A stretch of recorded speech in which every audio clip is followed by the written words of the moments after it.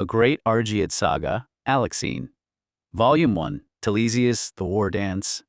By Macaulay Naki. Episode 49-1, Calculus of the Strangers. The private archive of the Cadmea, Thebes, night. The administrative heart of the Boeotian League was a silent labyrinth of cedar shelves, limestone tables, and the dry papyrus scent of high-level statecraft. Here, far removed from the dust of the drilling hoplites, General Epaminondas sat alone under the pale amber wash of a single clay oil lamp. In his hand, he held an unsealed wax tablet, fresh from the postriders crossing the Cithaeron passes from Attica. The encryption was standard, but the raw data it contained was an absolute disruption to his current geopolitical equation. According to the deep cover watcher stationed within the foreigners' quarter of Athens, a young northern medic, registered alien, had just processed his security clearance to enter Plato's academy. His name was Aristotle, the 16-year-old orphan of Nicomachus, the legendary late court physician who had held the absolute medical secrets of the Argead crown. Epaminondas paused, his slender fingers freezing against the dark perimeter of the tablet. His deep-set eyes narrowed into cold, analytical slits as his brilliant mathematical mind immediately began to chart the chronological intersections of the North. Nicomachus's boy, the philosopher general, audited silently, his internal pace dropping into a state of profound, hyper-focused geometry. Exiled from the Pella Palace, the precise winter after his father passed, mere months before the assassination of King Alexander II, an anomalous displacement, or a calculated extraction to protect a dangerous mind. Epaminondas stood up slowly, his tall, disciplined frame casting a long shadow across the cartographic lines of central Greece pinned to his limestone wall. He looked at Athens, the maritime serpent currently attempting to recoil its naval muscles around the Aegean. Then his gaze drifted north, past the Thermopylae gates, straight into the mud-choked cauldron of Pella. At this exact micro-negative second, miles away across the Macedonian plain, General Pelopidas was executing the final parameters of the northern pacification. He was unrolling a treaty that would drag 14-year-old Philip, the last-born son of Amyntas, down to the south as a high-security political hostage. The synchronicity of the metrics was mathematically staggering. Two Macedonian boys, one the heir to the crown's absolute political authority, the other the heir to its deepest intellectual secrets, were entering the core infrastructure of the central Greek axis at the exact same moment. One to sweat under the iron discipline of the Theban Cadmea, the other to debate the ultimate forms of logic inside the Athenian academy. A strange, visceral sensation, a rare micro-negative second of pure intuitive friction, vibrated through Epaminondas' chest. To the illiterate barons of the high country, and to the short-sighted politicians of the Athenian assembly, these were two completely separate, unconnected threads of random migratory dust. But to a master of abstract geometry, they were two vectors originating from the same point of origin, tracking toward a terrifyingly unified intersection. Is this some kind of cosmic joke? Epaminondas challenged the silence, his rational Pythagorean training clashing violently with a rare, unnerving flash of fate. Or is the cosmic order of Hellas itself planning something massive, something final for its future? Interesting coincidence, Epaminondas murmured into the dead silence of the room, his voice a low, gravelly rasp of profound strategic intrigue. His intellect immediately skipped several steps ahead on the grand chessboard. He didn't see an orphan student. He saw a flawless systemizing listening post sitting inside the brain of his primary democratic adversary. If Athens believed they were merely civilizing a quiet northern barbarian, they would speak freely of their naval grain routes, their treasury shortages, and their defense alliances, while the boy sat at their feet. Epaminondas turned back to the waiting courier, who stood motionless in the shadow of the doorframe. Deliver the encryption keys to our master of horse traders in Attica, Epaminondas commanded softly, his face hardening back into that unyielding mask of absolute state authority. Tell the listening post to establish a secure, indirect line of communication. They are to keep an absolute, unblinking eye and ear on this Aristotle. Watch him closely. Let him absorb their definitions of virtue, while we extract the raw data of their statecraft. The messenger bowed and dissolved into the gloom, leaving the general alone with his map. Epaminondas leaned over the cedar table, His gaze locked onto the invisible bridge connecting Athens and Thebes through the bloodline of Pella. His eyes saw the strange, magnificent opportunity of the forge. Thebes was about to construct the teeth of a young wolf in the barracks, while quietly watching the mind that would design its trajectory in the shadows. By the time the first gray light of dawn bled through the high barred windows, the kitchen had been transformed into a theater of rhythmic, grueling labor. Under the stern gaze of Alexine, an elderly matron, whose hands moved with the terrifying, rhythmic grace of 1,000 years of domestic alchemy, the men were forced to abandon their heavy, aggressive strokes. Speed is a vanity, Alexine thought, tracking young Elias as he hesitated over a mortar. They want to conquer the ingredients, but they haven't learned that the soul of the root is fragile. Burn it and you kill the cure. Steady your arm, boy, she rasped, her voice cutting through the steam like a razor. The heat is a servant, not a weapon.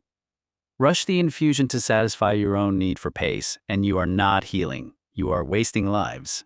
Hector flinched as she tapped his wrist with a wooden spoon. He hated the instruction, yet found himself slowing, his movements becoming precise, deliberate, and stripped of the chaotic bravado he had once prized. Lysandra walked into the center of this pressurized calm. Her boots echoed against the stone, and the kitchen went deathly silent. She gestured to the rows of earthen jars, the bubbling pots of tisane, and the crates of roots. You look at these ingredients and see a kitchen, she began, her voice cool and steady. You see the same leeks, the same fish, the same honey that would grace the table of a healthy man in the agora. You wonder why I force you to treat a healthy bird like a patient, why I demand you strain the marrow until the result is little more than a whisper of substance. She picked up a piece of raw, marbled beef and held it before Hector. Look at this. This is strength. A healthy man can't process this, but the man in the tunnel. His internal furnace has been extinguished by rot. If you give him this, you do not provide strength. You provide a burden he cannot carry. His stomach will revolt, his humors will skyrocket, and the fever will consume him from the inside out. She moved down the line. A healthy man eats for pleasure. A dying man eats for war. Every drop of broth you prepare is a soldier sent into a battle where the outcome is already lost. If you send heavy food to a failing body, you are not a cook, you are an executioner. She leaned in, her voice dropping to an intense hum. Think of your pot as a bridge. The patient stands on the edge of the abyss. Your broth is the only thing tethering him to the light. If your broth is too rich, the bridge snaps. You are the engineers of his return. She looked at Philin, the head cook, whose face was a mask of lingering pride and dawning comprehension. You have spent your lives feeding men who could already fight. Today, you learn to feed a man so he might find the strength to stand. That is not just cooking. That is the highest form of alchemy. She turned, leaving them in the steam-filled silence. They aren't just cooks anymore, she thought, a cold satisfaction settling in her chest. They are the indispensable architects of the lives I intend to salvage or abandon at my whim. Once the pots were sealed, Lysandra signaled the staff. You have prepared the fuel. Now you will see the furnace. Menander trailed them into the bowels of the estate.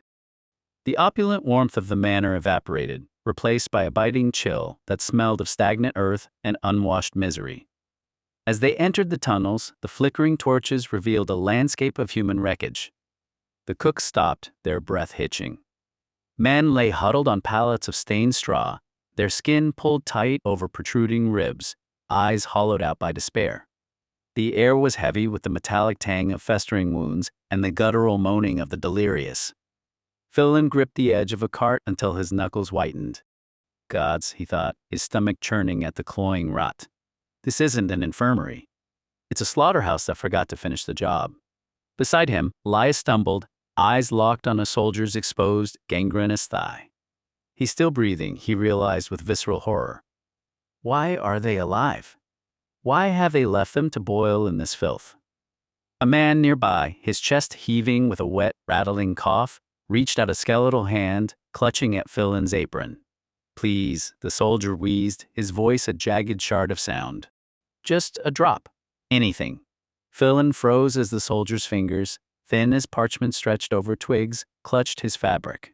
He looked up at Lysandra, who stood amidst the agony with the stillness of a statue. I've been complaining about the seasoning of a sauce, he thought. a wave of sickening guilt washing over him. I've been playing at being a king in a kitchen, while this is what my pride has ignored.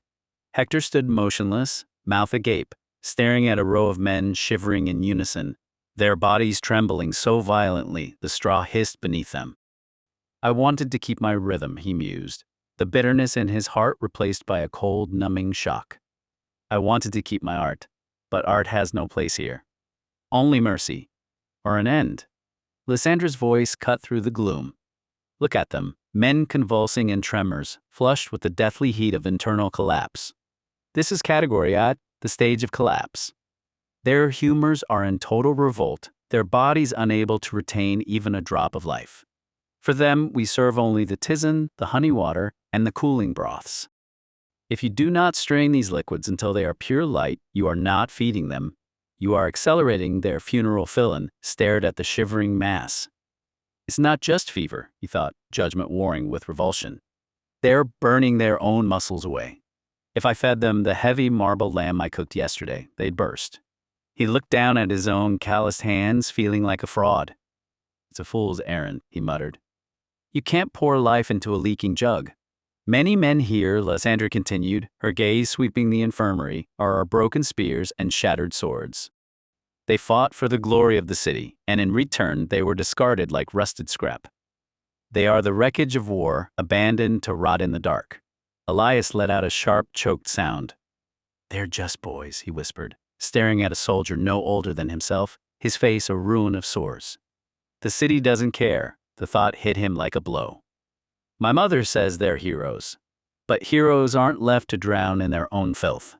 This is the truth they hide behind the triumphal arches. You're wrong, Hector growled, unable to tear his eyes from a man struggling for breath. We could have done more. If the city actually valued them, they'd be in the temple, not here. He felt a searing judgment of his own past complacency. I stood in the kitchen and complained about the quality of the wine, while they were drinking blood and iron. I'm just as complicit as the generals. The food on the carts suddenly felt sacred in its precision. Elias realized he was the only thing tethering these men to the light. If he messed up, he wasn't just a cook, he was taking away their last chance at survival. Philin looked at Lysandra's back. He didn't see a woman interfering with his craft. He saw a surgeon operating on the soul of the city. She knew, he thought, his defiance dissolving into grim resolve. She didn't want my obedience, she wanted my soul to break. Lysandra moved deeper. Here, men lay lethargic, staring at the vaulted ceiling into the void. Thais, the elder maid, knelt beside a man whose lips were cracked into gray fissures. She reached out, gently brushing a lock of matted hair from his forehead. She saw the flickers of recognition in his dull eyes, not of her, but of the simple human touch. He's not a number, she thought, eyes stinging. He's a life. And we have been treating the ingredients of our kitchen with more respect than the people we serve. They're waiting to die, Philin whispered. They aren't just sick. They're abandoned. They know it, and we know it. Lysandra stopped, her silhouette framed by torchlight. They are waiting to see if we have the discipline to bring them back. Denial won't save them. Your judgment of the city won't mend their bones. Only the broth will. Do you understand now? Your art was a lie. This precise, grueling, silent work, this is the only truth that remains. Philin looked at the dying men. The arrogance he had worn like armor was gone, replaced by grim, shaking acknowledgement. He gripped his cart until his knuckles bled white. I understand, he said, his voice barely audible. Tell us what to do. He has finally surrendered his pride, Lysandra mused, watching the subtle tectonic shift in his posture. Now he is useful. Category 2, the stage of stagnation, she announced. The fever has broken, but the vital spark is barely a flicker. They need the soft-boiled eggs, the poached fish, the warm porridge with silphium. Feed them heavy meat now, and you will see them swell and sicken before morning. Philin stared at the listless men, chest constricting. Like a cold hearth, he echoed silently. I spent years bragging that my roasts could wake the dead, but here, the living need a whisper of warmth, not a roar. He looked at a bowl of porridge in his hands, plain, almost pathetic, compared to palace stews. Yet, he saw a man nearby greedily lap up a spoonful, his hollow eyes closing in sudden, profound relief. Philin's pride, once so loud, felt small and hollow. I was feeding them to satisfy my own ego, he realized, a bitter shame stinging his eyes. She's feeding them to keep the ghost in the machine. Finally, she led them to the far end of the tunnel, where a few men sat propped against the walls, gazes clearing. Category 3. The stage of restoration, she concluded, voice sharpening. They are rebuilding their marrow, preparing for the demands of a new life. Only here do we introduce the poultry, the stewed roots, and the yogurt to restore their flora. But make no mistake, the quantity is the mandate. We control their vitality. We decide who receives the strength to walk again, and who remains in the dark. Hector felt a jolt of genuine fear. We decide? He thought, his gaze darting from the soldiers to Lysandra. She doesn't just mean the food. She means the choice.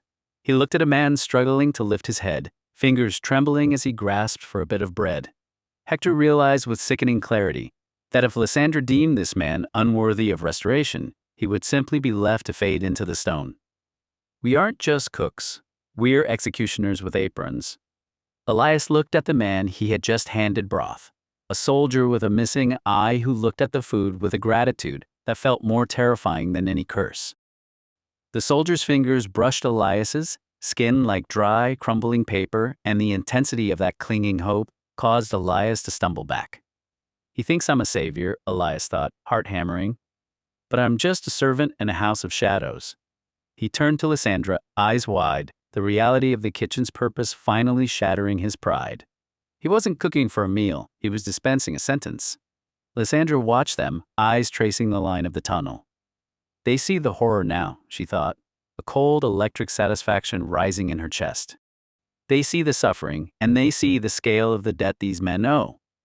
Ties watched the men who were slowly beginning to eat again. It's a prison, she realized, hands trembling as she adjusted the linen cloth. A beautiful, clean, well-fed prison. And we are the jailers. She looked at Lysandra, seeing not a healer, but a queen who had traded palace gold for the much more potent currency of human life. Lysandra's gaze caught Ties, and the maid quickly looked away. They will never look at a ladle of broth the same way again, Lysandra mused, expression unreadable. They are no longer cooks. They are disciples of the cure, and they are chained to my design as surely as these men are chained to their palates. All of you understand? Lysandra's voice was a steady command. These meals are not for the table of a master. They are custom-built remedies, tailored to the fragile reality of the human lives laid out before you. If you serve a man in the stage of collapse the same as a man in the stage of restoration, you are not a healer. You are a killer. Set the tables. Serve them. And do not just hand over the vessels, speak to them. Listen to their words, their stories. You have spent your days fueling the greed of the elite.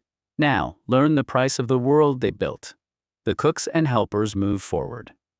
Philin knelt by a man with a shattered shoulder. He handed over a bowl of tisane, hands steadying as the soldier reached for it with agonizing, trembling slowness. Easy, friend, Philin whispered, arrogance replaced by tentative, clumsy care. It's only barley. It won't fight you. The soldier took a weak sip, eyes watering. I was at the border of the north, he rasped, voice sounding like dry leaves skittering over stone. We were told we were holding the line for the king. But when the fever took us, the officers, they didn't even leave a water skin. They just left us in the mud. I thought the earth was going to swallow me whole. Philin sat back, stunned. The weight of the moment felt like physical pressure. I have fed those men, he thought, realization turning his gut. I have basted their roasts and decanted their wines, while they ordered these boys to die in the dirt. I was the one who made their comfort possible, and my reward was a higher wage. The silence that followed was the sound of his own moral foundation crumbling. He looked at his hands, stained with tunnel dust rather than carcass fat, and realized he had been cooking for ghosts all along. We are responsible, Philin thought, jaw tightening. Every bowl of broth is a witness. I'm not the cook of the elite anymore. I'm the steward of the broken. As Philin stood, his movements were grounded, deliberate, and solemn. He moved to the next pallet, presence no longer that of a master, but of a man finally doing work that demanded his full weight. She owns us now, Hector admitted, watching the soldier finish the bowl. But for the first time, I don't mind. A few pallets away, Hector crouched beside a soldier whose skin was etched with the waxen pallor of the grave. The man's ribcage rose and fell in a labored rhythm that made Hector's heart beat in sympathetic panic. He dipped his wooden spoon into the silphium-infused slurry and held it to the soldier's cracked lips. "Eat," Hector muttered, jagged edge of uncharacteristic gentleness piercing his gruff exterior. It's calibrated. "For you." The soldier looked up, one good eye scanning Hector's face with weary confusion. "Why?" The man wheezed, word pulling at raw tissue. "Why do you care? You're a palace hand. You serve the silk and the gold." Hector paused, spoon hovering. "Why?" The word echoed, a blunt instrument stripping away years of defensive bravado. He thought of wasted trimmings tossed to swill bins, succulent game, watched by lords with bored disdain, while their servants starved. "Because I've spent 20 years worshipping the fire," he realized, horrifying clarity dawning, "and I never once saw who was starving because of it. I was so busy perfecting the seer that I became blind to the hunger that fueled the elite. Because," Hector said, voice cracking, confession tearing out like a splinter, "I'm tired of cooking for people who aren't hungry."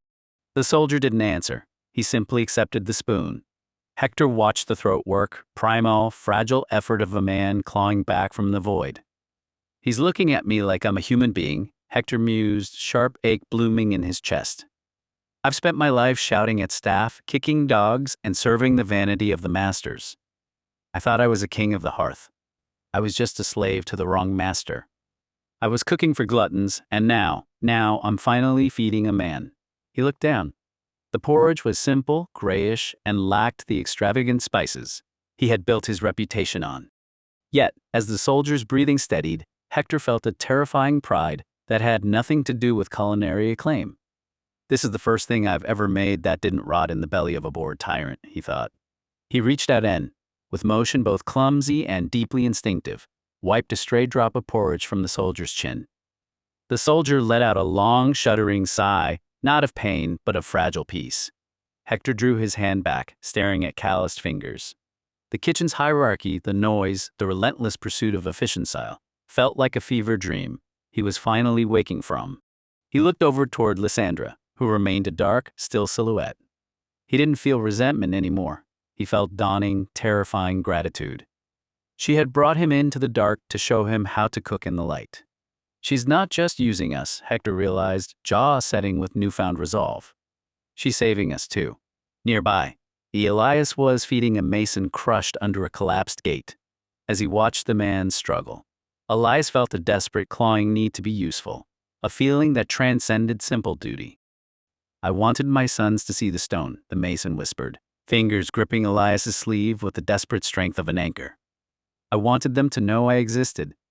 Now, I'm just forgotten mortar." Elias looked down, eyes stinging.